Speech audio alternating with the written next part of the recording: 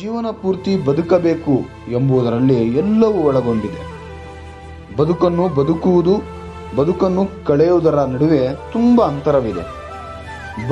ಬದುಕುವಾಗ ಇಲ್ಲಿ ಸಂತಸವಿದೆ, ಆನಂದವಿದೆ, ದುಃಖವಿದೆ. ಬೇರೆಯವರೊಂದಿಗೆ ಬೆರೆಯುವ, ಯಾರೊಂದಿಗೂ ಬೆರೆಯದ ಸಂದರ್ಭಗಳಿವೆ. ಇಲ್ಲಿ ಒಳಿತಿದೆ, ಕೆಡಕಿದೆ, ಸಂತೃಪ್ತಿ ಇದೆ, ಅಸಂತೃಪ್ತಿ ಇದೆ. ಸಾಧನೆ, ಗುರಿ, ಬದುಕನ್ನು ಕಟ್ಟುವ ಕನಸು ಎಲ್ಲ ಇದೆ. ಇಷ್ಟೆಲ್ಲ ಬದುಕಿನ ಭಾಗವಾಗಿದೆ. ಅದನ್ನು ಮಾಡಲೇಬೇಕು.